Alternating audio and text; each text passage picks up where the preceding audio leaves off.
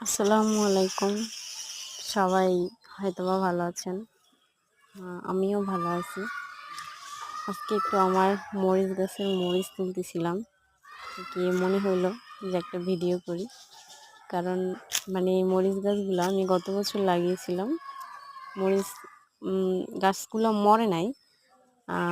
১ বছর হয়েছে তো এইজন্য মরিচগুলো একটু ছোট ছোট। বাট এই মরিচগুলোর ঘ্রাণ অনেক সুন্দর। তারপর আমি ধনিয়া পাতা লাগিয়েছিলাম, এগুলোও দেখতে খুব ভালো লাগতেছে। উঠানের মধ্যে লাগাইছিলাম। তো মরিচ তুলতে গিয়ে সুপারিও পাইলাম আর কি। তখন ভাবতেছি মরিচের সাথে হয়তোবা সুপারি 2টা ফ্রি পাইলাম, পান খাওয়া যাবে আর কি। এটাই ভাবলাম আর কি। ওখানে বসে বসে এটাই মনে হইলো যে আসলে গেলাম একটা কাজ করতে, বাট 2টা কাজ হয়ে গেল, এই আর কি।